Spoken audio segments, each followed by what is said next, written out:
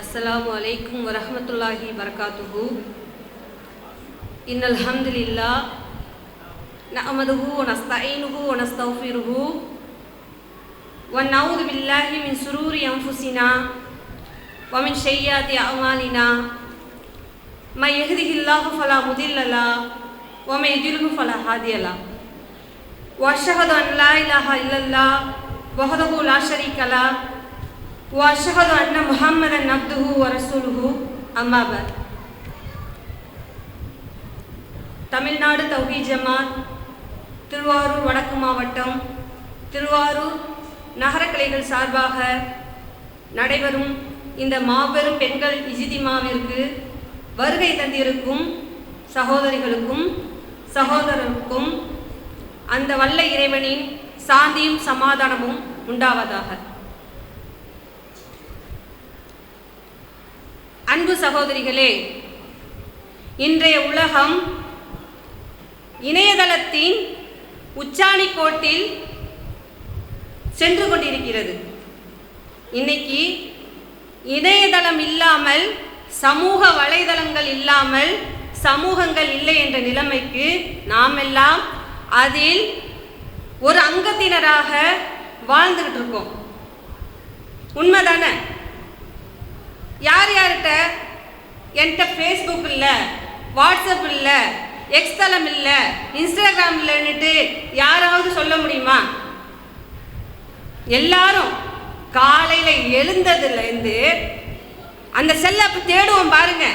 தூக்கம் முழிச்சு கண்ணை முழிப்போம், நம்மளுடைய நினைவுகள் எல்லாம் செல்லில் அப்படியே பறக்க பறக்க எடுப்போம். அந்த செல்லை எடுத்து பார்த்து யார் யார் எனக்கு மெசேஜ் பண்ணியிருக்கா, யார் யார் எனக்கு ஃபோன் பண்ணியிருக்கா, ஏன் நான் இதுக்கு எத்தனை லைக் வந்திருக்கு, என் ஸ்டேட்டஸை யார் பார்த்துருக்கான்னுட்டு அப்படியே போதை வயப்பட்டவர்களாக தான் இருப்போம். உண்மை தானே? செல்ஃபோன். பாத்ரூமுக்கு போவோம் இல்லையா, பாத்ரூமில் விட்டுட்டு வர வேண்டிய இடத்துக்கு போகிற நம்ம விடாமல் கையில் தூக்கிட்டு போகிறது என்னது? நம்மளுடைய செல்ஃபோன் தான். அங்கே போய் என்ன கேட்டுட்டு இருப்போம்? Hi, how are you? எந்த இடத்துல?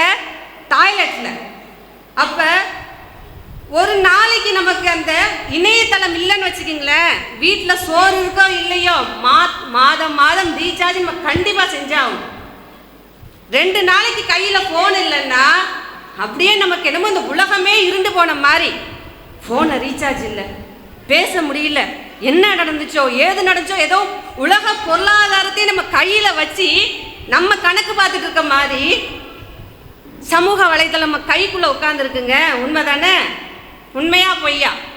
எல்லாம் அவங்களுடைய மனசாட்சியை அல்லாஹ்வுக்கு பயந்து தொட்டு சொல்லுங்க. இணையதளம் உபயோகிக்கிறாங்க யார் இருக்க முடியுமா? 60 வயசு பாட்டி கேட்குறாங்க, எனக்கு ஆண்ட்ராய்டு மொபைல் தான் வேணும் அப்படிங்கிறாங்கங்க. இன்னைக்கு பட்டன் மொபைல்லாம் என்னது இல்லாமல் போயிடுச்சு. முதல்ல செங்கல் மாதிரி ஒன்று வச்சுருப்போம், இன்னைக்கு 70 வயசு பாட்டிமா கையில் ஆண்ட்ராய்டு மொபைல். எதுக்குமா? உங்களுக்கு என்னம்மா தெரியும்? வாட்ஸ்அப் வருது இல்லை, ஐஎம்ஓ வருது இல்லை, என் பேரன் பேசுவான், வீடியோ கால்லாம் நல்லா தெரியுதுமா, கலராக இருக்குமா அப்படிங்கிறாங்க. அப்போ நம்மளை ஒரு கட்டுப்பாட்டில் அந்த இணையதளம் வச்சிருக்கு. ஒரு நாட்டோட முன்னேற்றம் எதில் இருக்குது தெரியுமா?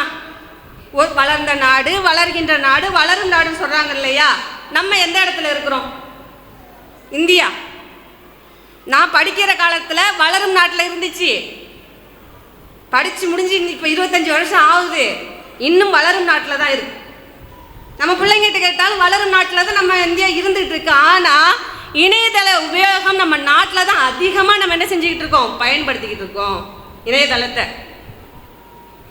நம்மளுடைய மக்கள் தொகை 147 கோடி இந்திய மக்கள் தொகை.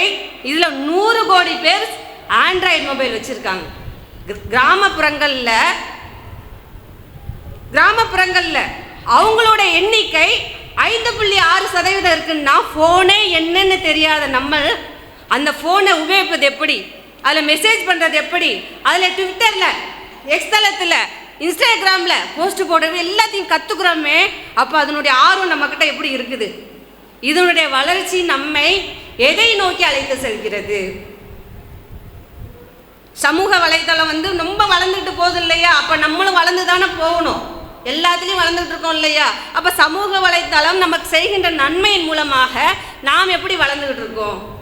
வளர்றோமா, வீழ்ந்துக்கிட்டு இருக்கோமா? நினைச்சு பாருங்க. அல்லாஹ்வுடைய தூதர் சொன்னாங்க, உங்கள் உடலில் ஒரு உறுப்பு இருக்கு, உங்கள் உடலில் ஒரு உறுப்பு இருக்கு, அந்த உறுப்பு சீரானால் உங்கள் உடல் சீராகிவிடும். அது என்னன்னு யாருக்கும் தெரியுமா? வஹியக்கல், அது உங்களுடைய இதயம். நம்மளுடைய இதயம் இருக்கு இல்லையா, அது அமைதியாக இருந்தால் நம்மளுடைய செயல்கள் எல்லாம் அமைதியாக இருக்கும். நம்ம அன்றாடம் செய்கின்ற பணிகள் எல்லாம் அமைதியான முறையில் போகும். ஆனால் இன்னைக்கு நம்முடைய மனது அமைதியாக இருக்குதா? இந்த வலைதளங்கள் மூலமாக அமைதியாக இருக்குதா? நல்லதை பார்க்குறோமா? நல்லதை பேசுகிறோமா? நல்லதை கேட்குறோமா? எதை செய்கிறோமோ அதுதான் இந்த உள்ளம் வெளிப்படும். நீங்கள் அந்த உள்ளத்தை சீராக்கினால் உங்களில் உள்ள உடல் சீராகிவிடும். நல்லாவுடைய தூதர் சொல்லிட்டாங்க. அப்போ நம்ம பேணி பாதுகாக்கக்கூடியது அந்த உள்ளம் தான். அந்த உள்ளத்தை நம்ம எப்படி பார்க்குறோம்? இந்த சமூக வலைதளங்கள் அதனுடைய உபயோகத்தினால நம்மளை பண்படுத்துகிறதா இல்லை பாழாக்குகிறதா என்பதுதான் இன்றைய விவாதத்தின் தலைப்பு. நல்லா இருக்கா தலைப்பு? பண்படுத்துதா பாழாக்குதான் நீங்கள் தான் சொல்லணும். நம்மளுடைய நிலைமை எப்படி இருக்குன்னு நமக்கே தெரியும். நம்ம பிள்ளைங்களோட நிலைமை, வீட்டோட நிலைமை, சமூகத்தோட நிலைமையெல்லாம் எப்படி இருக்கு இந்த சமூக வலைதளத்தினாலங்கிறத நம்மை நாமே சுய பரிசோதனை செய்து கொள்ள வேண்டும். அப்போ இந்த சமூக வலைதளம் எங்களை பண்படுத்துதுன்னு ஒரு சகோதரி தைரியமாக பேச வந்திருக்காங்க. இதெல்லாம் எங்களுக்கு இல்லை, நாங்கள் அப்படி இருக்கிறோம், இந்த சமூக வலைதளத்தினால எங்களுடைய உயர்வுகள்லாம் அப்படி இருக்குன்னுட்டு சகோதரி மகதி அவங்க நாகை மாவட்டத்தை சேர்ந்தவங்க பண்படுத்துகிறது சமூக வலைதளங்கள்ன்ற விவாதத்தை முன்வைக்க வராங்க. அமைதியாக கேட்போம். இறுதியில் நம்ம முடிவு என்னன்ட்டு பார்ப்போம் இன்ஷா அல்லாஹ்.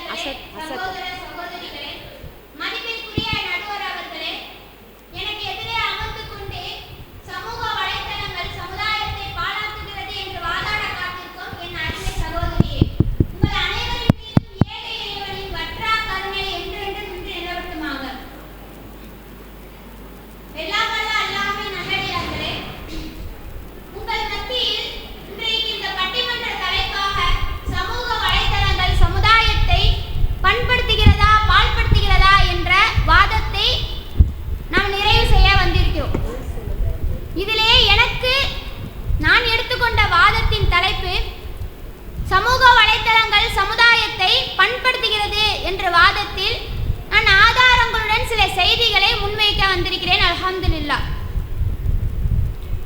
எல்லாம் வல்ல அல்லாஹ்வின் நல்லடியார்களே, நடுவர் அவர்களே, இன்று இந்த உலகத்தை எடுத்துக்கொண்டோம்னா இந்த உலகத்தை பொறுத்த வரைக்கும் ஒரு உலக கிராமமாக குளோபல் வில்லேஜாக மாற்றி மனிதர்களிடையே பல நற்பண்புகளையும் நற்செயல்களையும் மக்களுக்கு மத்தியிலே சொல்லக்கூடிய ஒரு விதமாகத்தான் இன்றைக்கு இருக்கிறது.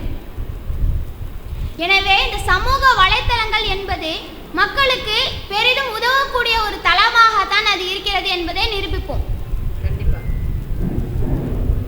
நடுவர் அவர்களே, இன்றைக்கு கத்தி ஒருவரை கொல்லவும் பயன்படும், அதே கத்தி ஒருவருடைய உயிரை காப்பாற்றவும் பயன்படும். அப்போ அந்த சமூக வலைத்தளங்கள் தவறாக பயன்படுத்தப்பட்டால் அது நமக்கு கண்டிப்பாக தீமையை தான் தரும். அந்த சமூக வலைத்தளங்களையே நாம நல்ல விதத்துல நல்லதை எடுத்துக்கொண்டோம் அப்படின்னா அது நமக்கு நன்மையை தரக்கூடியதாக இருக்கு கண்டிப்பா.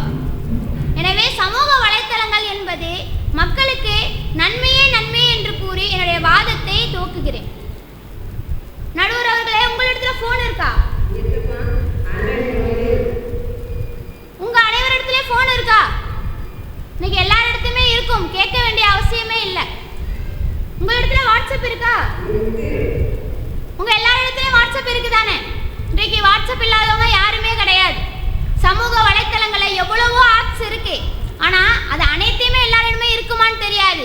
ஆனா அந்த வாட்ஸ்அப் என்ற தளம் இருக்கே, அது எல்லாரிடத்துமே அவசியமா தேவையாக இருக்குது. ஒருவரிடத்துல ஒரு விஷயத்தை கேட்பதற்கு கால் செய்து கேட்பதை விட வாட்ஸ்அப்ல ஒரு மெசேஜ் போட்டா போதும், உடனே ரீப்ளே வந்துடும்.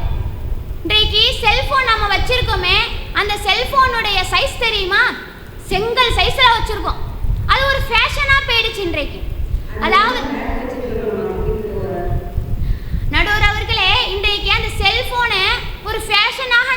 பண்ணுறோம். எல்லாருமே இன்றைக்கு முன்பு இருக்கக்கூடிய காலத்தில் உள்ள மாதிரி யாருமே பட்டன் செல்லாம் வச்சுக்கிறது இல்லை. அதெல்லாம் ரொம்பவே அரிதாகத்தான் இன்றைக்கு கிடைக்கவும் மாட்டுது. ஆண்ட்ராய்டு மொபைல் தான். நீங்கள் சொன்ன மாதிரி 60 வயசு பாட்டி கூட ஆண்ட்ராய்டு மொபைல் தான் ஆசைப்படுறாங்க. அவ்வளவு நவீன காலத்தில் தான் நம்ம வாழ்ந்துட்டு இருக்கிறோம். இந்த காலத்தில் நம்ம வாழ்ந்துக்கிட்டு சமூக வலைத்தளங்கள் கூடாது நம்ம வாதாடுறதுல என்ன நியாயம் இருக்கு சொல்லுங்க பார்ப்போம்.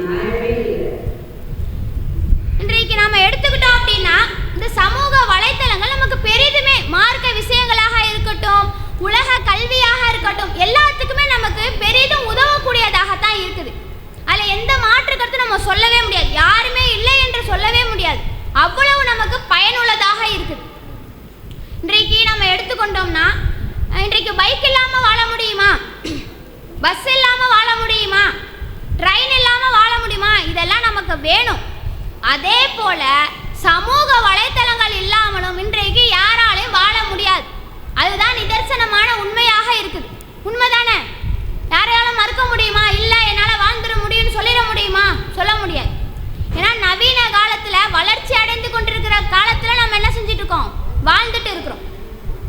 அப்போ இந்த சமூக வலைத்தளம் என்பது நமக்கு மிகவும் அவசியமான ஒன்றாக இருக்குங்கிறத நம்ம தெளிவாக புரிஞ்சுக்கணும். அடுத்ததான் நம்ம பார்த்தோம்னா நம்ம அடுக்கிக்கிட்டே போகலாம். இந்த சமூக வலைத்தளங்கள் நமக்கு எவ்வளோவெல்லாம் பயன் தருதுன்னு. நடுவர் அவர்களே, இந்த சமூக வலைத்தளம் என்பது நன்மையை ஏவக்கூடிய விஷயங்கள். இஸ்லாத்தில் சொல்லப்பட்டிருக்கல, நன்மையை ஏவி தீமையை தடுங்கன்னு. அந்த விஷயத்தில் பெரிதும் நமக்கு ஒரு பாலமாக நிற்கிது இந்த சமூக வலைத்தளங்கள். நடுவர் அவர்களே, இந்த நன்மையை ஏவி தீமையை செய்யக்கூடிய விஷயத்துல சமூக வலைத்தளங்கள் எந்த அளவிற்கு பங்கு வகிக்குது அப்படின்னு நம்ம பார்த்தோம் அப்படின்னா, இன்றைக்கு முன்பெல்லாம் ஒரு விஷயத்தை மக்களுக்கு போதிக்கிறதுக்கு ஒரு வீடு வீடாக போகணும், ஊராக செல்லணும். இன்றைக்கு அப்படியெல்லாம் நமக்கு தேவையே கிடையாது. இருக்கவே இருக்கு மொபைல் ஃபோன். வீட்டில் இருந்தபடி அனைத்தையுமே நம்ம கற்றுக்கொள்ள முடியும். உண்மைதானே? அப்ப அந்த அளவிற்கு நமக்கு இந்த சமூக வலைத்தளங்கள் பெரிதும் ஒரு பாலமாக இருக்குதா இல்லையா?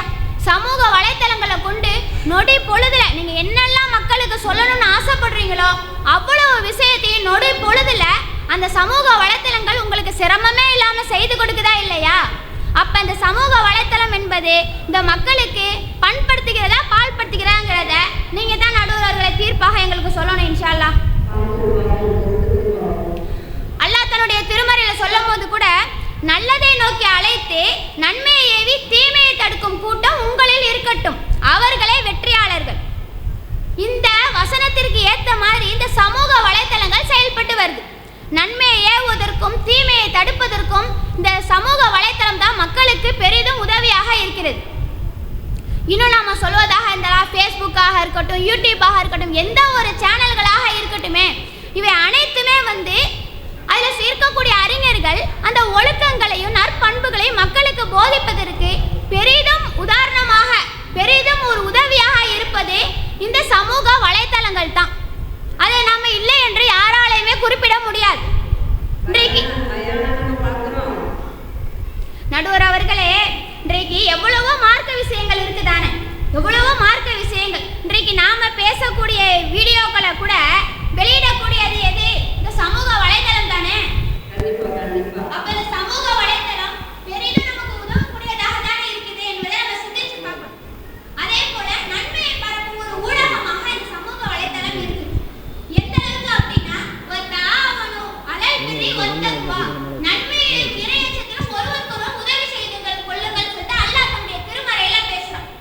அப்ப நன்மையிலும் இறையச்சத்திலும் ஒருவருக்கொருவர் உதவி செய்வதற்கு இந்த சமூக வலைத்தளங்கள் பெரிதும் நமக்கு பயன்படக்கூடியதாக இருக்கு. முன்பெல்லாம் நாம எடுத்தோம் அப்படின்னா ஒரு பயான் கேட்பதற்கு கூட பள்ளிவாசலுக்கு தான் நம்ம போகணும். முன்பு காலத்தில் சொல்ற ஒரு 10 வருடம் எடுத்துப்போமே. அப்ப எடுத்துட்டோம்னா ஒரு பயான் கேட்கணுமா, மார்க்க விஷயம் கத்துக்கணுமா, அதற்கெல்லாம் நம்ம என்ன செய்யணும்? பள்ளிவாசலை நோக்கி தான் போகக்கூடிய நிலை இருந்துச்சு. ஆனா இன்றைக்கு அப்படி இருக்குதா? இன்றைக்கு நவீன காலமா போயிடுச்சு. ஒரு மொபைல் போன் போதும். அந்த மொபைல் போன் மூலமாக நீங்க என்ன செஞ்சிடலாம்? வீட்டில் இருந்தே அனைத்தையுமே கற்றுக்கொள்ளலாம். அனைத்து விஷயங்களையும் வீட்டிலிருந்தே கற்றுக்கொள்ளக்கூடிய ஒரு நிலை இருக்கு. முன்பெல்லாம் நம்ம எடுத்துக்கிட்டோம் அப்படின்னா ஒரு விஷயத்தை நம்ம கற்றுக்கொள்வதற்கு ஒரு கிளாஸ், ஒரு கம்ப்யூட்டர் கிளாஸ்னே எடுத்துக்கிட்டாலும் கூட போய் பணம் கட்டி மாதம் பணம் கட்டி படிக்கக்கூடிய ஒரு நிலை இருந்துச்சு. இன்னைக்கு அப்படி இருக்குதா? வீட்டிலிருந்தே எங்களுக்கு இருக்கு யூடியூப் அப்படின்னு சொல்லக்கூடிய ஒரு நிலையை பார்க்குறோம் தானே. கிளாஸை போட்டுட்டு அங்கங்க அவங்க மாசம் ஓடி போயிடுறாங்கம்மா. நடுவர் அவர்களே, கிளாஸ் மட்டும் கிடையாது. இப்போ சமையலை எடுத்துக்கிட்டோம்னா யார்கிட்டையும் கேட்டு கற்றுக்கணும்னா எந்த தேவையுமே இல்லை. பிகினர்ஸ்ன்னு சொல்லிட்டு பிகினர்ஸுக்காகவே இலகுவாக சொல்லி கொடுக்குறாங்க. சமையல்லாம் எவ்வளோ ஈஸியாக. உதாரணத்துக்கு நான் என்னையே எடுத்துக்கிறேனே, எனக்கு சமைக்க பெருசாக தெரியாது. ஆனால் நானே அந்த யூடியூப்பை பார்த்து தான் கற்றுக்கிட்டேன். அப்போ அவ்வளோ இலகுவாக அது இருக்குதானே. இப்போ நடுவர் அவர்கள் சொல்கிறதுல வச்சா நமக்கு தான் தீர்ப்பு சாதகமாக இருக்குங்கிறத புரிஞ்சிக்க முடியுது. இன்றைக்கு எவ்வளோ அந்த சமூக வலைத்தளம் மக்களுக்கு பண்படுதுங்கிறத நம்ம சிந்திச்சு பார்க்கணும். இன்னும் அல்லாஹ் தன்னுடைய திருமறையில் சொல்லும் போது கூட குல்ஹால் எஸ்தவில்லதீனா யாலமூன வல்லதீன லா யாலமூன், அறிந்தோரும் அறியாதோரும் சமமாவார்களான்னு சொல்லிட்டு அல்லாஹ் தன்னுடைய திருமறையில் கேட்குறான், நம்மள்கிட்ட கேள்வியே எழுப்புறான். அப்போ இன்றைக்கு மாணவர்களாக இருக்கட்டும், ஆசிரியர்களாக இருக்கட்டும், மருத்துவர்களாக இருக்கட்டும், தொழில்நுட்ப வல்லுநர்களாக கூட இருக்கட்டுமே, அவங்களுடைய அறிவை சமூக வலைத்தளங்கள் மூலமாக தான் பகிரக்கூடியவங்களா இருக்கிறாங்க. இதற்கு மாற்று கருத்து இருக்கா நடுவர் அவர்களே? நடுவர் அவர்களே, இன்றைக்கு ஒரு கிராமத்தில் இருக்கக்கூடிய மாணவன் கூட உலகத்தரமான உள்ளடக்கங்களை ஈஸியாக, இலகுவாக, இலவசமாக கற்றுக்கொள்றான். அதற்கு பெரிதும் பங்கு வகிக்கிறது சமூக வலைதளங்கள் தான். அது இல்லை என்று யாராலுமே குறிப்பிடவே முடியாது.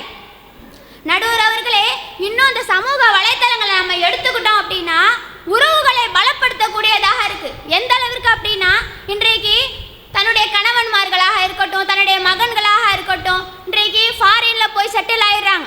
அங்க போய் தான் வருமானத்தை தேடி குடும்பத்திற்கு அனுப்புறாங்க.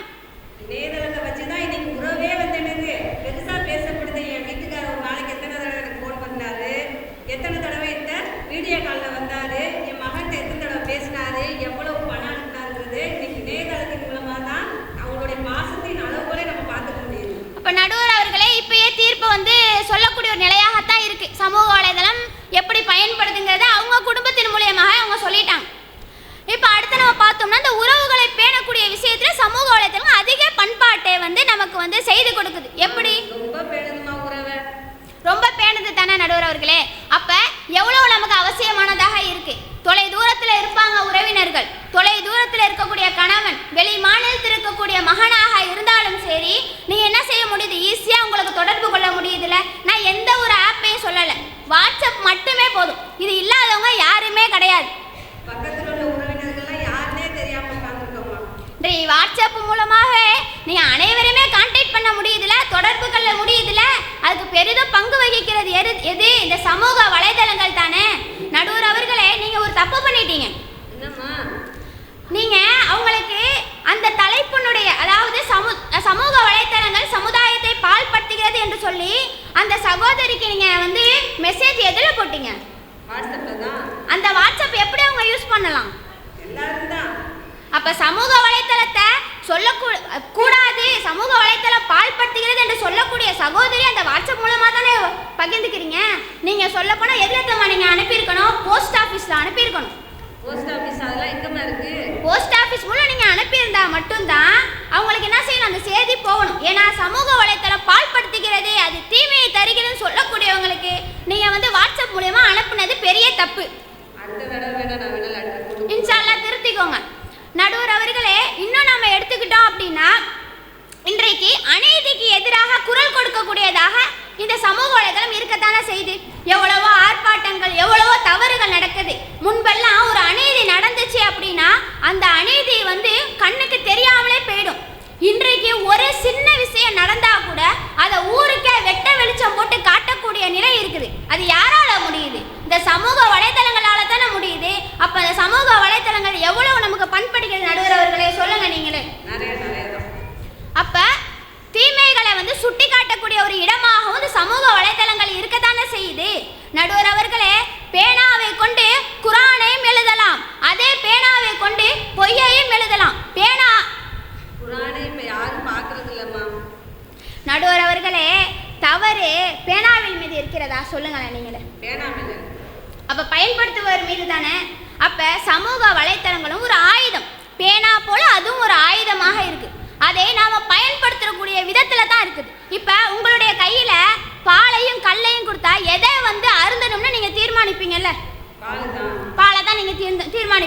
அதே போல சமூக வலைத்தளங்கள்ல நல்லதும் இருக்கு கெட்டதும் இருக்கு. அதை எது வேணுங்கிறத நாம தானே நடுவர்களை தீர்மானிக்கணும்.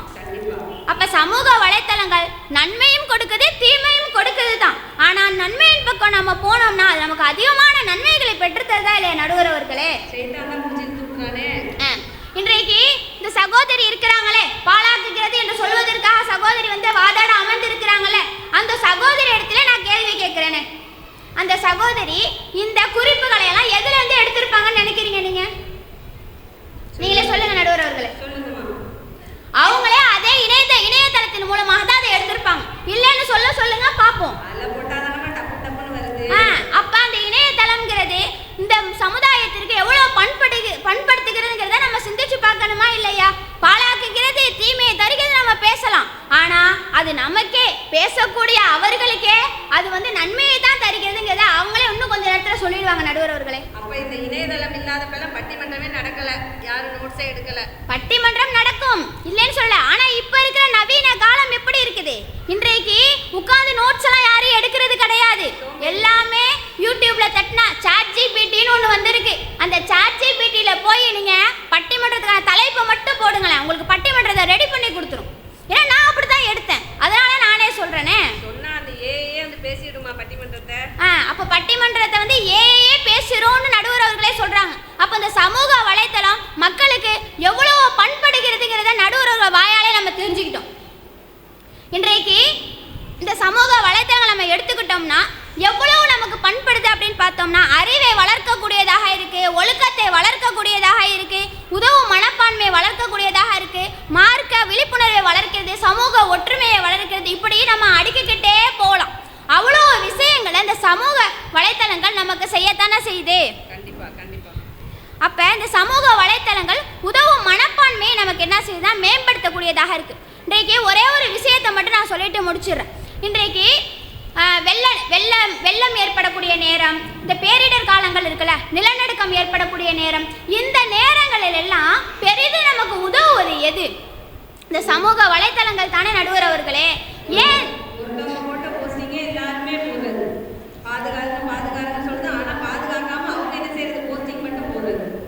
சமூக வலைத்தளங்களை பொறுத்த வரைக்கும் இன்றைக்கு எவ்வளவோ பேரிடர் காலங்களில் உதவக்கூடியதாக இருக்கு. இன்றைக்கு வாட்ஸ்அப்னு வந்து வாட்ஸ்அப்பை மட்டுமே நான் எடுத்துக்கிறேன். அந்த வாட்ஸ்அப்புங்கிற தளம் இருக்குல்ல, அதில் ஒரு ஆளுக்கு ஆப்ரேஷனா 1 லட்சம் பணம் தேவைப்படுதா, உடனே மெசேஜ் போட்டால் யார் எவரெல்லாம் தெரியாது, அவங்க முகாம்லாம் நம்ம பார்த்துருக்க மாட்டோம். ஜிபேன்னு ஒரு ஆப் இருக்குது, அதுவும் சமூக வலைத்தளம் தான்.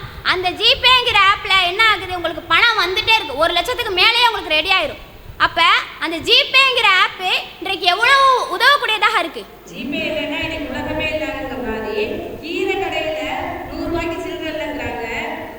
ஜிபே இருக்குமா பண்ணிட்டு போறீங்களா 20 ரூபாய்க்கு. இன்னைக்கு அந்த அளவுக்கு நம்முடைய சமூக வலைதளம் மக்கள்கிட்ட அப்படி போய் பிணைந்து நிற்குது.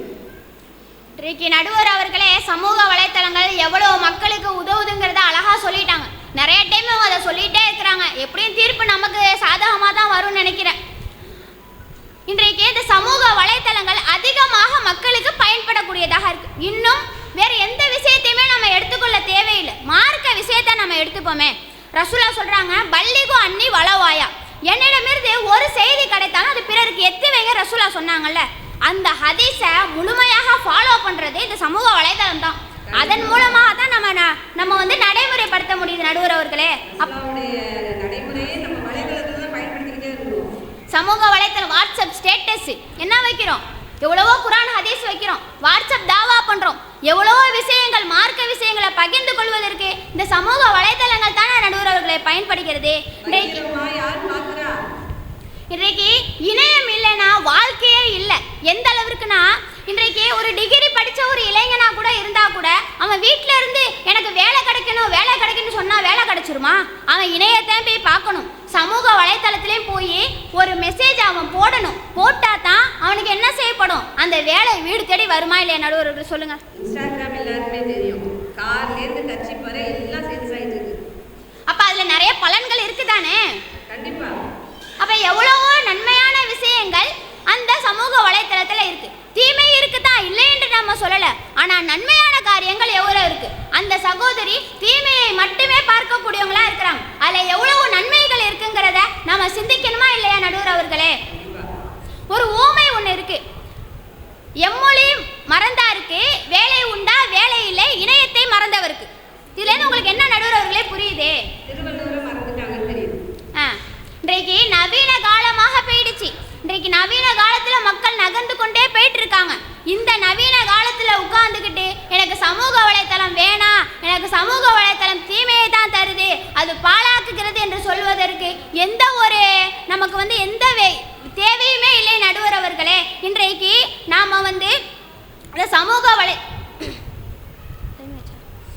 இந்த சமூக வலைத்தளம்ங்கிறது நமக்கு அவ்வளவு அவசியமான ஒன்றாக இருக்குது.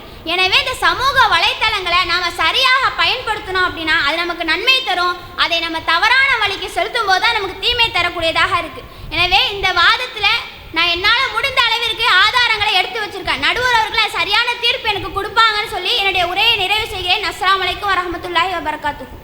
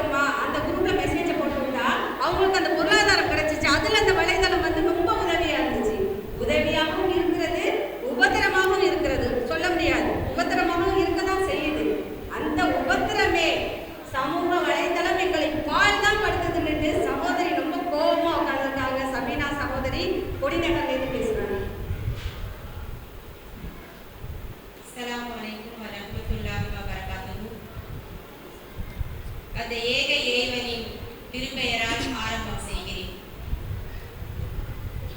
நடுவர் அவர்களே, எனக்கு முன் பேசிய எனது அருமை சகோதரி சமூக வலைதளங்கள் பண்படுத்துகிறது என்று ஆணித்தரமாக தன்னுடைய வாதத்தை வைத்துட்டு போயிருக்காங்க. எனக்கு அவங்கள நினைச்சா கொஞ்சம் பாவமாக தான் இருக்கு. கொஞ்சம் அப்பாவியா இருப்பாங்க போல. ஏன்னா உறவுகளை பலப்படுத்துகிறது என்று பேசுறாங்க. இவங்க வாட்ஸ்அப்லையும் ஃபேஸ்புக்லையும் தான் மூழ்கி கிடக்கிறாங்கிறதுக்கே இது ஒன்று போதும். ஏன்னா மற்ற உறவுகளுக்கெல்லாம் இவங்க போய் நேரில் போய் சந்திக்கிறது இல்லைன்னு நினைக்கிற நடுவர் அவர்களே. நேரம் கிடையாது. ஏன்னா இந்த ஆப்புகளை பார்க்கறதுக்கே நமக்கு நேரம் சரியா இருக்கு. உறவுகளை போய் சந்திப்பதற்கெல்லாம் இங்க நேரம் கிடையாது. அதனாலதான் அவங்களுக்கு அந்த வீட்டுல என்ன நடக்குதுங்கிறது தெரியல. போய் சமூக வலைதளத்துல இருக்கிறோமே, நம்ம தான் அதுல இருக்கிறோமே. அப்ப அதை வச்சுதான் அவங்க என்ன பண்றாங்க, சமூக வலைதளங்கள் நல்லா தான் இருக்கு, நம்ம பார்க்குறோமே, அதே போல தான் எல்லார் வீடும் இருக்குன்னு நினச்சிட்டு இருக்காங்க. அது கொஞ்சம் பரிதாப ஒரு நிலையாக தான் இருக்கிறது. இன்னும் சகோதரி சொல்கிறாங்க, இந்த தலைப்பை கூட இவங்க இந்த ஆப்பில் தானே எடுத்திருப்பாங்க, ஏதாச்சும் ஒரு ஆப்பை தானே தேர்வு செஞ்சு எடுத்திருப்பாங்க அப்படின்னு சொன்னாங்க. ஏமா நீங்கள் சொல்கிறது எப்படி இருக்குது தெரியுமா? குயிலுக்கு கூவுறதுக்கு கற்றுக் கொடுக்கணும், மயிலுக்கு ஆடுறதுக்கு கற்றுக் கொடுக்கணுங்கிற போல கதையாக இருக்கிறது இந்த கதை. இந்த சமூக வலைதளங்களால் இந்த உலகம், இந்த சமுதாயம் சீர்கட்டு சீரழிஞ்சு கிடப்பதை கண்ணெதிரே பார்த்து கொண்டு இருக்கிறோம். இதை பேசுறதுக்கு ஆப்பில் வேறு போய் எடுக்கணுமா? நேரடியாக பார்க்குற செய்திகளை சொன்னாலே பத்தாதா? அதற்கே இங்கே நேரம் பத்தாது நடுவர் அவர்களே. சீரழிந்து கிடக்கக்கூடிய இந்த சமுதாயத்தை பற்றி நம்ம சொல்லுவதற்கு போய் குறிப்புகளாம் எடுக்க வேண்டிய அவசியம் இல்லை. நான் சொல்ல போனால் குறிப்பு போய் நான் ஆப்பில் எடுக்கவும் இல்லை. நம்ம கண்ணு முன்னே என்ன நடக்குது அப்படிங்கிறத நம்ம கண் கூட பார்த்துக்கிட்டு இருக்கோம். இதுக்கு எதுக்கு போய் அதை போய் தேடிக்கிட்டு நம்ம அந்த நேரத்தை போய் நம்ம வேஸ்ட் பண்ணிக்கிட்டு? அதனால் நான் அதெல்லாம் போய் நான் பார்க்கல. சகோதரி அப்படி தான் எடுத்திருக்காங்க போல், ஆப்பில் போய் தான் எடுத்திருக்காங்க. அப்போ அதனால் அப்படி சொல்கிறாங்க. இன்னும் அடுத்ததாக சொல்கிறாங்க, கல்வி அறிவு அதிகமாக இருக்கிறது இந்த சமூக வலைதளங்களால் தான். என்னம்மா இப்படி அப்பாவியாக இருக்கீங்க? உங்கள் வீட்டில் பிள்ளைங்க படிக்கிறாங்களா? தனியாக ரூமில் போய் படிக்கிறேன்னு போவாங்க, பூட்டிப்பாங்க. நீங்கள் திறக்க சொன்னாலும் சரி திறந்து விட்டுட்டு புத்தகத்தை கையில் வச்சுருப்பாங்க. நீங்கள் என்ன பண்ணுவீங்க? மேலோட்டமாக பார்த்துட்டு வெளியாகிடுவீங்க. புத்தகத்துக்குள்ள அந்த செல்ஃபோனு தான் இருக்கும். புத்தகம் இருக்கும், அதை வச்சு தானே மறைக்கணும் அந்த செல்ஃபோனை. அதனால் அந்த செல்ஃபோனை அந்த புத்தகத்தை நடுப்பற வச்சு ஏதோ ஒரு ஆப்பை நோண்டி கொண்டு தான் இருப்பான். அந்த பொம்பளை பிள்ளையும் சரி ஆம்பளை பிள்ளையும் சரி எதுவும் சலைச்சது கிடையாது. இன்றைக்கு ஆய்வாளர்கள் சொல்கிறாங்க, பிள்ளைங்க அதிகமான செல்ஃபோனை பார்த்துக்கிட்டு இருக்கிறதுனால அவர்களுடைய அறிவு மங்கி போய்விட்டது என்று. அவர்களுடைய அந்த மூளை என்ன ஆயிடுச்சு? அந்த செல்லுக்கு அடிமையாகிவிடுச்சு அப்படின்னு சொல்லிட்டு சொல்கிறாங்க. இதில் போய் நீங்கள் கல்வி அறிவை பற்றி இந்த சமூக வலைத்தளங்கள் மூலமாக கல்வியை தேடுறாங்கன்னு சொல்கிறீங்க. எங்கே போய் சொல்கிறது இந்த அநியாயத்தெல்லாம்?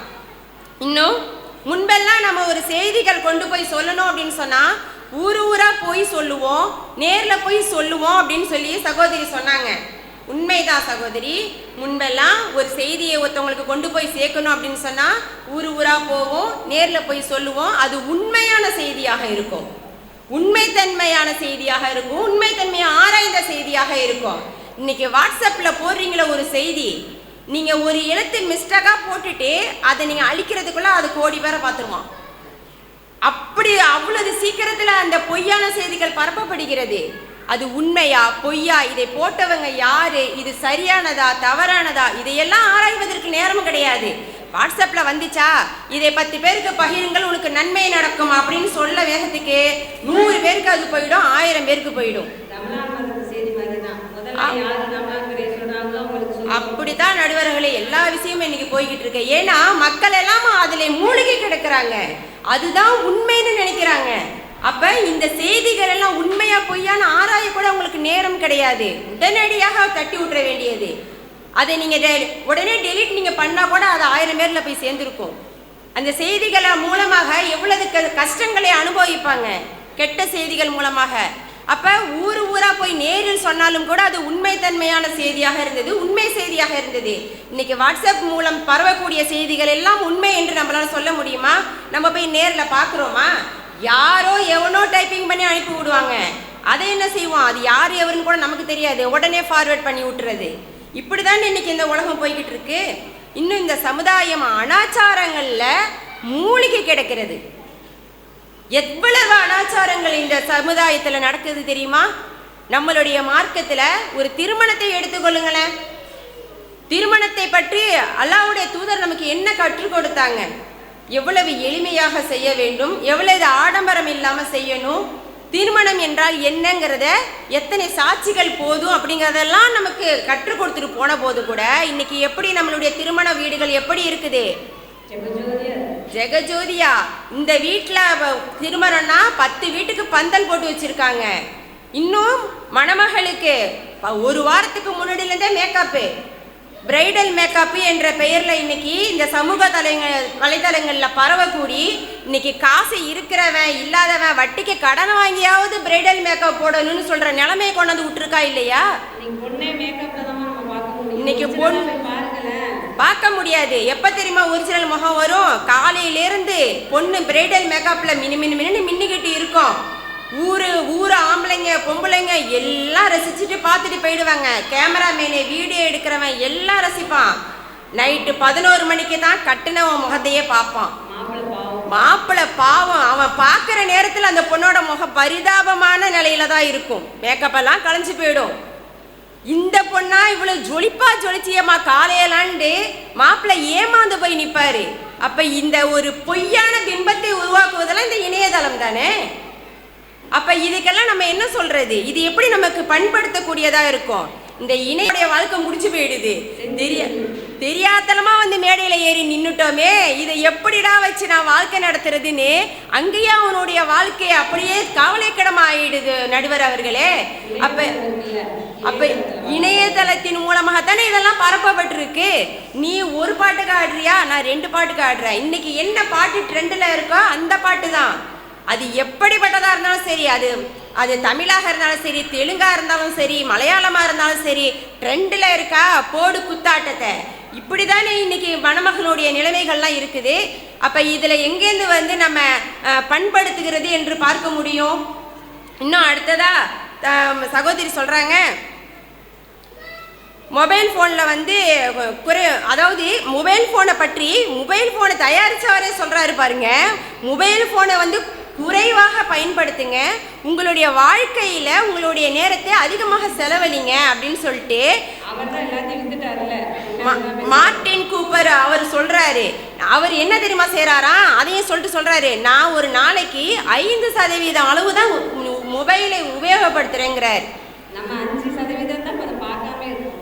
5% கூட அதிக நடுவர்களே, நீங்க ரொம்ப அதிகமா சொல்றீங்க. 1% கூட பார்க்காம இருக்க முடியாது நம்மளால. இன்னைக்கு உள்ள மக்கள் அப்படி இருக்காங்க. நீங்க தான் சொன்னீங்களே பாத்ரூம் போகும்போதே செல்போனோட தான் போறாங்கன்னு. அப்ப அதாவது போதைக்கு அடிமையானவங்க போதையை நிறுத்த சொன்னா நடுக்க வரும்ல கை கால்லாம், அந்த மாதிரி செல்போனை ஒரு நாளைக்கு கீழே பிடுங்கி வச்சோம் அப்படின்னு சொன்னா அவனுக்கு அந்த மாதிரியான கோபம் வருது. அந்த பொம்பளை பிள்ளையா இருக்கட்டும் ஆம்பளை பிள்ளையா இருக்கட்டும். நம்ம என்ன செய்கிறோம், செல்ஃபோனை பற்றி பிள்ளைங்களுக்கு எடுத்து சொல்கிறோம், இவ்வளவு நேரம்லாம் பார்க்காதமா அப்படின்னு சொல்லிட்டு. ஆனால் அதெல்லாம் கேட்குறது கிடையாது. நமக்கு அவங்க எடுத்து சொல்லிட்டு இருக்காங்க, இதெல்லாம் இருக்குது அதெல்லாம் இருக்குது, அதில் என்னென்ன கருமம் இருக்குன்னு நமக்கு தெரிய மாட்டேங்குது. இன்னைக்கு உள்ளவங்களுக்கு தான் தெரியுது. புதுசாக நமக்கே தெரியாமல் நம்ம ஃபோனை ஆப்ரேட் பண்ணிக்கிட்டு இருக்காங்க. நமக்கே தெரியாது என்ன இருக்கு அதுலன்னு. நமக்கு யாராவது சொன்னாதான் தெரியும், ஓ இதெல்லாம் இருக்கா இதில் அப்படின்னு சொல்லிட்டு. யார் தான் உங்கள் பிள்ளைங்க தான் எடுத்திருப்பாங்க. இதில் என்ன கொடுப்பேன்னா அந்த ஃபோனை நம்ம தான் வாங்கி கொடுத்துருக்கோம். அப்போ இன்னைக்கு என்னன்னா செல்ஃபோன், அதை நாளைய சமுதாயம் இன்றைய இளைஞர் கையின்னு சொல்லுவாங்க. நீங்கள் நாளைய சமுதாயத்தெல்லாம் எங்களுக்கு கொடுக்க வேணாம், இளைஞர்களுடைய மைண்ட் வாய்ஸ் அதுதான்.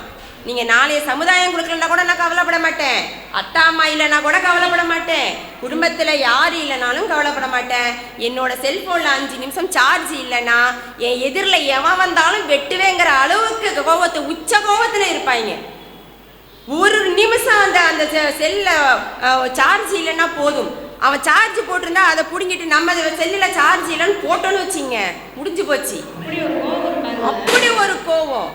என்னன்னா எப்படி நீங்கள் என்னுடைய ஃபோனை நீங்கள் பிடிங்க அந்த நான் வைக்கலாம், என் செல்லில் சார்ஜ் இல்லாமல் தானே இருக்குது, எனக்கு எவ்வளவு வேலைகள் இருக்குது. என்ன வேலைங்க? காலேஜ் படிக்கிற ஃபர்ஸ்ட் இயர் படிக்கிறவங்களுக்கு என்ன வேலை இருக்குது? செல்லு பார்க்குற வேலை அதுதானே இருக்கும். இது போல நிறைய சொல்லிக்கிட்டே போகலாம். இந்த சமுதாயத்தை சீர்கெடுக்கிறதுக்கு இந்த ஆப்புகள் ஒன்னே போதும். இத்தனை ஆப்புகள் பத்தாதுன்னு சொல்லி இப்போ ஏஐங்கிற ஒரு ஆப்பு அது வைக்கிது பாருங்க, எல்லாத்துக்கும் ஒரு ஆப்பு. என்னன்னா எவன் என்ன தப்பு செஞ்சாலும் சரி அது நாங்க இல்லை ஏஐன்னு சொல்லிட்டு போயிட்டே இருக்காங்க. இன்னைக்கு கணவன் மனைவிட்ட பேசுறதை விட ஏஐட்ட பேசுறது அதிகம். நீ கணவன் வீட்டில் இல்லைன்னா கூட கவலை இல்லை மனைவிக்கு, மனைவி வீட்டில் இல்லைன்னா கூட கவலை இல்லை கணவனுக்கு. ஏன்னா தானே துணைக்கு பேசதான் ஏஐ இருக்கு, சாட்ஜிபிடி இருக்கு, எது வேணாலும் அதுக்கு கேட்டுக்குவோம். சகோதரி சொன்னாங்க இன்னைக்கு சமையலுக்கு கூட இந்த யூடியூபை பார்த்து தான் கற்றுக்கிறாங்க, அதுக்கு உதவுதில்லை இந்த ஆப்புன்னு. அதுதாம்மா எல்லா கணவருக்கும் வச்ச ஆப்பு. பரிதாப நிலையில இருக்காங்க. யூடியூபை பார்த்து சமைக்கிறங்கிற பேர்ல சாக அடிக்கிறாங்க ஒவ்வொரு வீட்டிலையும். ஏண்டா விதவிதமா அவங்க சொல்லி கொடுக்குறாங்க, பாக்குறவங்க செய்யணும்ல. அவங்க சட்டியில உள்ளதானே பாக்குறீங்க, டேஸ்ட் பண்ணியா பாக்குறீங்க? அவங்க வீடியோ எடுத்து யூடியூப்ல அப்லோட் பண்ணிட்டு கொண்டு போய் குப்பையில கொண்டுட்டு போயிடுவாங்க. ஆனால் நீங்கள் என்ன பண்ணுறீங்க, செஞ்சு அவங்க செஞ்சது நல்லா இருந்துச்சு, இத்தனை லைக்கு வந்திருக்கு அது அந்த இதுக்கு அந்த சமையலுக்கு, நீங்கள் மட்டும் என்ன நல்லா இல்லைன்னு சொல்கிறீங்க, தின்னு தான் ஆகணும்னு கொடுமைப்படுத்துகிறோமா இல்லையா இன்றைக்கி கணவன்மார்களை வச்சுக்கிட்டு? பாவம் தானே. பாதி பேர் இதுக்கு பயந்துக்கிட்டே ஆஃபீஸ்லேருந்து வீட்டுக்கு வரதில்லை, நைட்டு சாப்பிட்டுட்டு வந்து படுக்கிறதுக்கு மட்டும் வீட்டில் வந்து கவுந்து படுத்துடுறாங்க. ஐயோ இவ எதையாவது சமைச்சு வச்சுருப்பா, போனால் நம்ம வாயில் வச்சு திணிச்சிடுவாளேன்னு சொல்லி. சமூக வலைத்தளங்கள் மனிதர்களுக்கு கொடுக்கக்கூடிய துன்பத்தை சொல்லி கொண்டே போகலாம். இன்னும் இந்த வீண் விரயம், அதாவது அல்லாஹ் சொல்றான் வீண் விரயம் செய்யாதீர்கள், வீண் விரயம் செய்வோரே நான் விரும்ப மாட்டேன்னு சொல்றான். இன்னைக்கு நேரத்தை எவ்வளவு வீண் விரயங்கள் செய்து கொண்டு இருக்கிறோம் இந்த சமூக வலைத்தளங்களால. இன்னைக்கு 5 நிமிஷமா பிள்ளை கணவரை கூப்பிட்டாலும் சரி, பிள்ளைங்களை கூப்பிட்டாலும் சரி, சாப்பிட்றதுக்கு 1 மணிலேருந்து கத்துவோம், 2 மணி ஆகிடும், 3 மணி ஆகிடும். என்ன பண்ணுவாங்க, இந்த சமூக வலைதளங்களில் போய் பூந்தாங்க அப்படின்னு சொன்னால் பார்த்துக்கிட்டே இருப்பாங்க. நமக்கு கோபம் தான் வரும். இந்த சமூக வலைதளங்களால் நமக்கு டென்ஷன் தான் அதிகமே தவிர இதனால் நமக்கு ஒரு பிரயோஜனமும் இல்லை. ஒரு சில விஷயங்கள் வேணால் நன்மையானதாக நடக்கலாம். ஆனால் சகோதரி சொன்னாங்க எவ்வளவு நன்மையான விஷயங்கள் அதில் வருது. பயான் போடுறோம், குரான் ஓதி போடுறோம், ஓகே போடுறீங்க. எத்தனை பேர் போய் பார்த்துருக்காங்கன்னு போய் பார்த்துருக்கீங்களா? அதையெல்லாம் போய் பாருங்க. 10 பேர் பார்த்துருப்பான், 10 பேர் லைக் பண்ணியிருப்பான், ஒரு 100 பேர் வந்து ஃபாலோ பண்ணியிருப்பாங்க. இதே ஒரு இன்ஸ்டாவில் ஒரு ஃபேமஸான ஒரு பாடகியோ நடிகனோ வந்து இந்த இடத்துல ஒரு மேடையில் ஆட போகிறாங்க, பாட போகிறாங்கன்னு சொல்லுங்க, அங்கே போலீஸை வச்சு தான் நம்ம கட்டுப்படுத்தணும். அந்த அளவுக்கு கூட்டம் வந்து குமியும். அப்போ இதெல்லாம் நமக்கு என்ன காட்டுகிறது, அதிகமாக மக்களிடத்தில் போய் சேருவது கெட்ட செய்திகள் தான் இந்த சமூக வலைத்தளங்களால். இன்னும் அல்லாஹ் சொல்கிறான் இந்த ஃபர்லான சுன்னத்தான காரியங்கள் அனைத்தையுமே நம்மிடத்திலிருந்து கொண்டு போகிறது எது, இந்த சமூக வலைத்தளங்கள் தான். இன்னைக்கு ஃபர்லான காரியங்களை எல்லாம் மறந்து விட்டு இருக்கோமா இல்லையா? இந்த ஃபோனை பார்த்து கொண்டு நைட்டு 2 மணி 3 மணிக்கு தான் தூங்குறது. காலையில் ஃபஜருக்கு எப்படி நடுவர்களை எந்திரிக்க முடியும்? எப்படி அடிச்சு போட்ட மாதிரி இருக்கும்.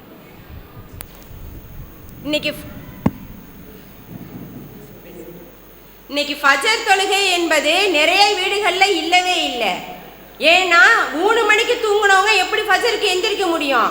நீங்கள் என்னதான் எழுப்பி உட்கார வச்சாலும் சரி திரும்ப படுத்து தூங்க தான் செய்வாங்க. இதெல்லாம் யாருக்கு தெரியுமா?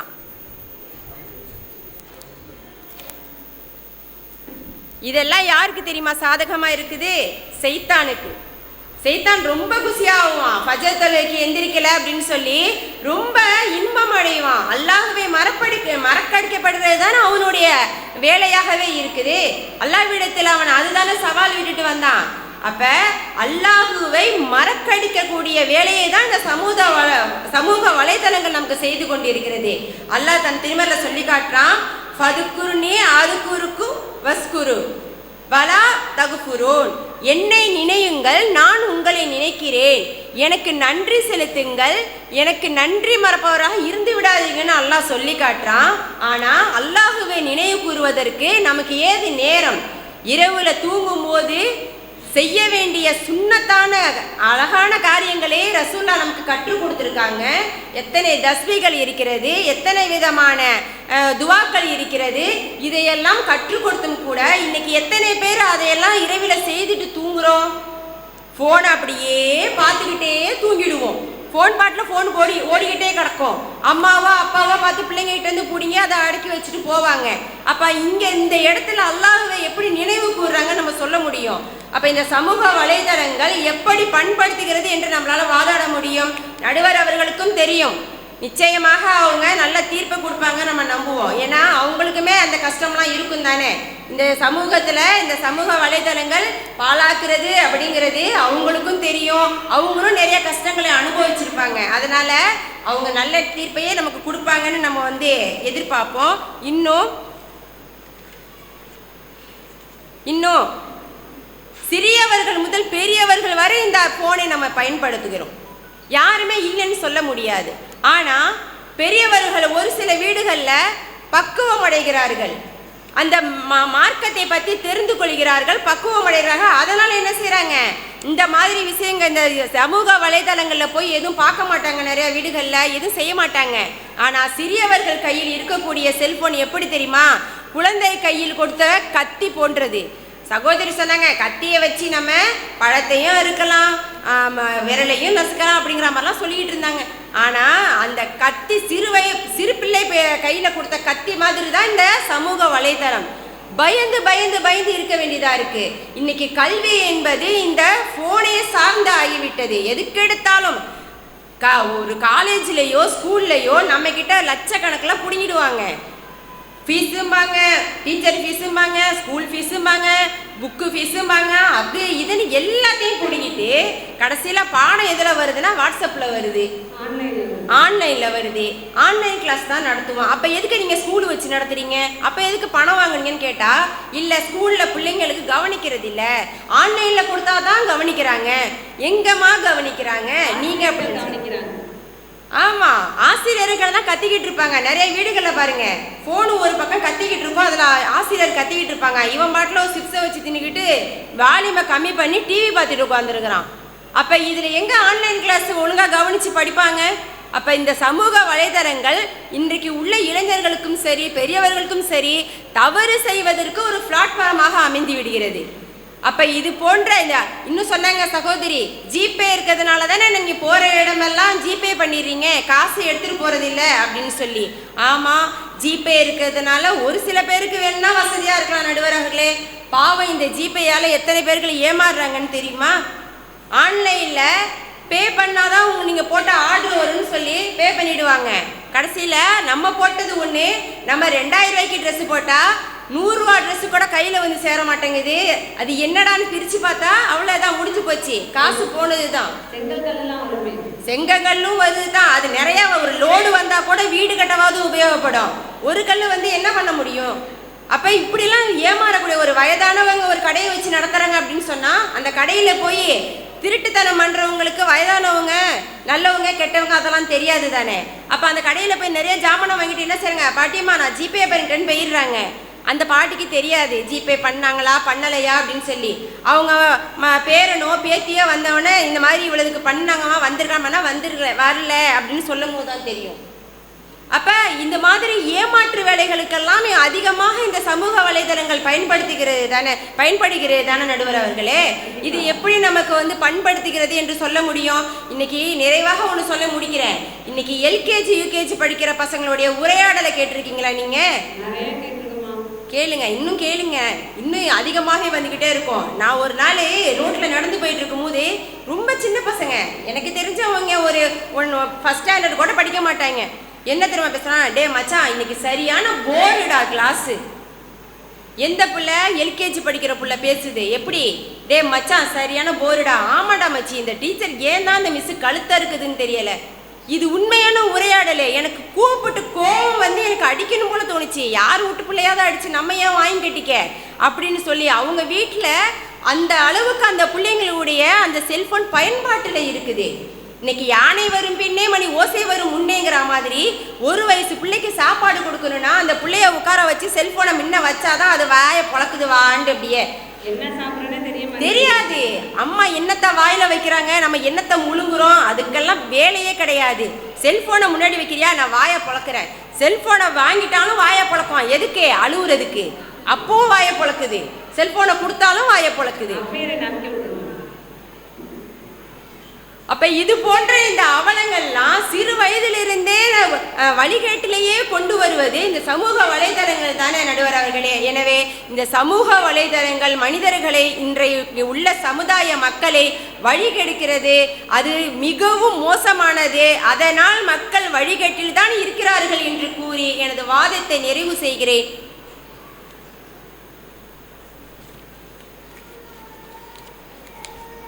அல்ஹம்துலில்லாஹ், சகோதரிகளுடைய கோவத்தை அப்படியே கொட்டி தீர்த்துட்டாங்க. அந்த அளவுக்கு பிரச்சனை இருக்கு இன்னைக்கு சமூக வலைதளங்கள். பிரச்சனை இல்லைன்னா சொல்லவே முடியாது.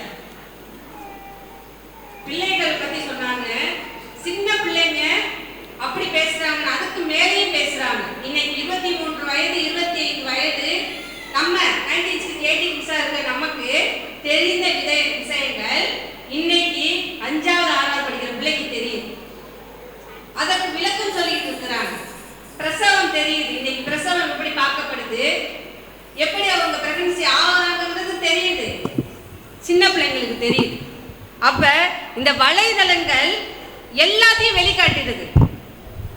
இலைமறை காய்மறையா இருக்கக்கூடிய எல்லாத்தையுமே பிள்ளைகளுக்கு வெட்ட வெளிச்சமாக ஆக்கிடுது. சகோதரி சொன்னாங்க, கத்தி கையும் வெட்டும் பழத்தையும் வெட்டும் சொன்னாங்க.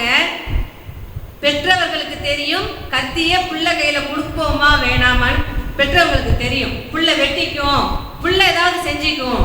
ஆனா இன்னைக்கு நம்பி நம்ம இந்த இணையதள கல்வின்னுட்டு என்னைக்கு நமக்கு லாக்டவுன் வந்துச்சோ அதோட நம்மளுடைய மாணவர் சமுதாயம் நாசமா போயிடுச்சு. ஆன்லைன் கிளாஸ்ன்னு ஆண்ட்ராய்டு மொபைல கொடுக்காம இருந்த நம்ம கையில கொடுக்க ஆரம்பிச்சோம். பிள்ளைங்கள் எல்லாம் வழிகேட்டின் பக்கம். ஏன்னா நம்ம பயம் தான் பார்த்துக்கிட்டு இருப்போம். டக்குன்னு ஒன்று வரும் பாருங்க, விளம்பரம் என்ற பெயரில் டக்குன்னு ஒன்று வரும். பண்படைந்த மனது பண்பட்ட நம்மாலேயே அதை என்ன செய்ய முடியாது, ஸ்கிப் பண்ணிட்டு வெளியே போக முடியாது, பார்க்க சொல்லும். அப்ப அந்த சிறுவயது பருவம், விடலை பருவம், அதை பார்த்தால் அந்த பிள்ளையின் மன ஓட்டம் என்ன? பண்படுத்துகிறதா? பாழாக்குகிறது. இன்னும் எத்தனையோ உதவிகள், எத்தனையோ நிகழ்ச்சிகள் நம்ம என்ன செய்யறோம், சமூக வலைதளம் மூலமா பார்க்கிறோம். மாற்று கருத்து இல்லை. காசால நடக்கக்கூடிய போர்லாம் நமக்கு தெரியாது, அங்க மக்கள் கஷ்டப்படுறது நமக்கு தெரியாது. ஆனா அந்த சமூக வலைதளங்கள் அதை கொண்டு வந்து நம்மகிட்ட சேர்த்ததுனால நம்மளுடைய உதவி நம்ம கொடுத்தோம், நம்மளுடைய துவாரா கொடுத்தோம். அல்லாஹ்வுடைய உதவியில இன்னைக்கு அங்க கொஞ்சம் சமரசமா இருக்கு. அப்ப நன்மைக்கும் வழிகோலுது, தீமைக்கும் வழிகோலுது. கல்யாண போட்டோவை பத்தி சகோதரி சொன்னாங்க. முதல்ல எல்லாம் போட்டோ போய் எப்படி எடுப்போம், ஏதோ ஒரு ஸ்டூடியோவில் எடுப்போம், ஆள் வர வச்சு எடுப்போம். இன்னைக்கு எந்த ஆப்ல எடுக்கிறதுன்னு நம்ம செலக்ட் பண்றோம் போட்டோவை. அதை கிளியர் பண்ணி பார்த்தாதான் தெரியுது அந்த பிள்ளையோட சுயரூபம். ஒரு பொண்ணோட போட்டோ அனுப்புனா அதுல 12 வித்தியாசத்தை நம்ம கண்டுபிடிக்கலாம். கணவன் பாவம் தான் சொன்னாங்க இல்லையா, முதல் நாள் இரவு அவர் பார்க்கும்போது அவர்களுடைய பாடு பெரும்பாடுதான். போட்டோ இன்னைக்கு ஏமாற்றக்கூடிய வலைதளமாக இருக்குது. ஜிபே பற்றி சொன்னாங்க. இன்னைக்கு போய் ஏடிஎம் மிஷின்ல பணம் எடுக்க போறோம், நல்லவங்க மாதிரி நம்ம பக்கத்துல வந்து நிக்கிறாங்க. நம்ம பாட்டிமாருங்க, நம்ம அம்மாக்கள் தெரியாம போய் அந்த நம்பர் அனுப்புறோம், தெரிய மாட்டேங்குது. நாங்க எடுத்து தரமோ.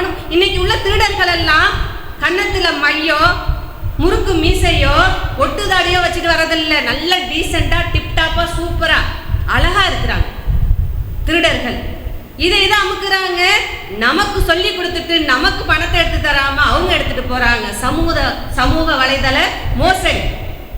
பெண் பிள்ளைகள் பாலியல் வன்கொடுமை செய்யப்படுறாங்க. இந்த ஆன்லைன் கிளாஸ் மூலமாக எத்தனை ஆசிரியர்கள் போக்சோ சட்டத்துல கைது செய்யப்படுறாங்க.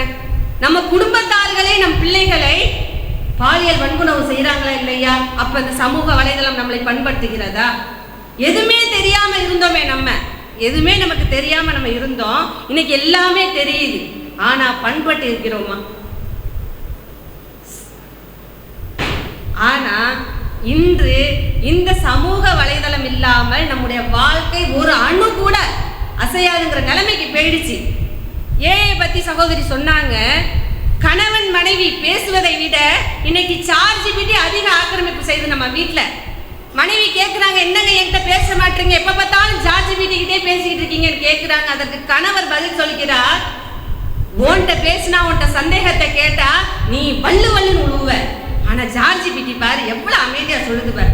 நான் என்னென்னலாம் திட்டுறேன் பாரு, அது பாட்டு கேட்குது. உங்களுக்கு அடுத்து என்ன வேண்டும், உங்களுக்கு அடுத்து என்ன வேண்டும்னு கேட்டுக்கிட்டே இருக்க, இது இல்லவா அப்படின்னுட்டு கணவர் சொல்றாருங்க. இன்னைக்கு இந்த ChatGPT AI மூலியமாக எத்தனை தொழிலாளர்களுடைய வேலைகள் முடக்கப்படுது இல்லையா? பெரிய பெரிய இணையதளங்கள் வலைதளங்கள்ல ஒரு பணி செய்யக்கூடியவங்களுடைய பணிகள் எல்லாம் இன்னைக்கு முடக்கப்பட்டுருச்சு. யார் இன்னைக்கு உழைக்கிறார்களோ அவர்களுக்கு மட்டும்தான் இன்னைக்கு வேலை. நல்ல லேப்டாப்பை தட்டிக்கிட்டு வேலை பார்க்குறவங்களுக்கு இன்னைக்கு வேலை குறைக்கப்பட்டுருச்சு. சமூக வலைதளம் பண்படுத்துகிறது. உதவின்னு கேட்கிறோம், அது நம்ம சொல்ல வேண்டியதுதான். ஒரு இரத்த தானம், ஒரு சகோதரருடைய பதிவு, நம்மளுடைய குர்ஆன் வசனத்தை, அல்லாஹ்வுடைய வசனத்தை பார்க்கிறாரு. ஒரு உயிரை வாழ வைத்தவர் உலகில் உள்ள அனைத்து உயிரையும் வாழ வைத்தவர் போலவார்னு இந்த வசனத்தை அந்த மாற்று மத சகோதரர் பார்க்கிறார். இரத்த தானம் கேட்டு விளம்பரம் வருது வாட்ஸ்அப்ல. அந்த குரூப்ல அந்த சகோதரர் இருக்கிறாரு. அவர் எப்பவுமே இரவானால் மது அருந்தக்கூடியவர். அந்த விளம்பரத்தை பார்த்து ரொம்ப இக்கட்டான சூழ்நிலை, நம்ம ரத்தம் கொடுத்தா அந்த சகோதரி பிழைத்து விடுவார்கள்னுட்டு அந்த வசனத்தின் மூலமாக அவர் என்ன செய்யறாரு, அவருடைய மனது பண்பட்டு போய் ரத்தம் கொடுக்கிறார். சொல்றாரு அந்த சகோதரர், இந்த ஒரு வசனம் என்னுடைய மனதை மாற்றியது.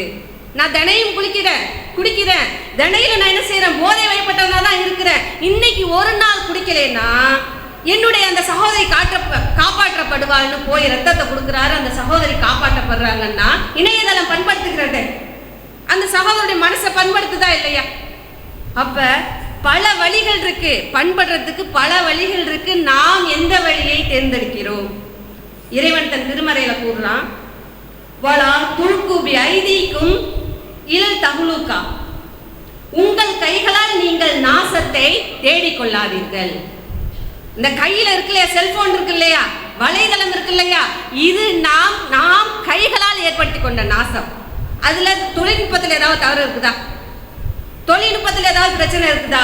நாம் அதை எப்படி பயன்படுத்திக்கிறோம்? நன்மை செய்யுங்கள், நன்மை செய்வதே அல்லாஹ் நேசிக்கிறோம், நல்ல அந்த வசனத்துல சொல்றான். ஏன் அந்த வலைதளத்தை நன்மை செய்யும் தளமாக நாம் மாற்றிக்கொள்ள கூடாது? எத்தனையோ பயான்கள் வருது, எத்தனையோ நம்மெல்லாம் கேட்டுக்க மாட்டோம். இப்போ இந்த ஊடகத்திற்கான இந்த செய்தியை நம்ம வலைதளத்தில் எடுக்கிறோம், உடனே நமக்கு கிடைக்கிது. ஏன் இதை நன்மையான காரியத்துக்கு நாம் செய்யக்கூடாது? நன்மையான விஷயங்களுக்கு பயன்படுத்தக்கூடாது. அப்ப பயன்படுத்துவது, குரானை பேனாவில் எழுதவும் செய்யலாம், அந்த பேனாவால் வேற கதையும் எழுதவும் செய்யலாம். சகோதரி சொன்னாங்க, அப்ப இந்த வலைதளம் நம்ம கையில இருக்கிறது, நன்மையை நம்ம செய்யலாம், அதை என்ன செய்யலாம், செய்யாமல் நம்மை வழிகேட்டில் கொண்டு தள்ளலாம். நாம் எப்படி பயன்படுத்துகிறோங்கிறது. அல்லாஹ்வுடைய தூதர் சொல்றாங்க, உங்களை நான் வெள்ளை வெளியேர் என்று விட்டுட்டு வந்துட்டேன். அல்லாஹ்வுடைய தூதர் நம்மளை பார்த்து சொல்றாங்க, உங்களை வெள்ளை வெளியேர் என்ற ஒரு இடத்துல நான் விட்டுட்டு வந்துட்டேன், இதில் இரவும் பகலை போன்றது. நம்ம அப்படி நம்பி விட்டுட்டு போயிருக்காங்க ரசூலுல்லாஹ். இரவும் பகலை போன்ற, நீங்க தப்பு செய்ய மாட்டீங்க, நீங்க தவறு செய்ய மாட்டீங்கன்னுட்டு நான் விட்டுட்டு வந்துட்டேன். நன்மை செய், அதை நாசமாகவனை தவிர வேறு யாரும் வழிகேட்டின் பக்கம் போக மாட்டாங்க அப்படின்னு அல்லாஹ்வுடைய தூதர் நம்ம மேல நம்பிக்கை வச்சு சொல்லிட்டு போயிருக்காங்க. அப்ப இஸ்லாமிய சமுதாயமாக இருக்கக்கூடிய நாம் இந்த சமூக வலைதளங்கள் நம்மகிட்ட இல்லாம இருக்க முடியாது. கால சூழ்நிலை அப்படி மாறிக்கிட்டு இருக்கு. எல்லாமே கரண்ட் பில்லேருந்து கேஸ் பில்லேருந்து எல்லாமே இன்னைக்கு அதில் தான் நம்ம கட்டிக்கிட்டு இருக்கோம். அப்ப அதுக்கு மாற்று கருத்து இல்லை. அதுல என்னது, நம்மளால ஒரு காம்ப்ரமைஸ் பண்ணிக்க முடியாது. நாம் எப்படி பயன்படுத்துகிறோம், அதை நல்வழியில் பயன்படுத்தி நாம் நம்மளுடைய குடும்பத்தை உயர்த்தினால், நமது சமுதாயத்தை உயர்த்தினால், நம்முடைய மார்க்க விஷயங்களை கற்றுக்கொண்டால் அந்த வலைதளம் நம்மளை பண்படுத்தக்கூடியதாக தான் இருக்குது.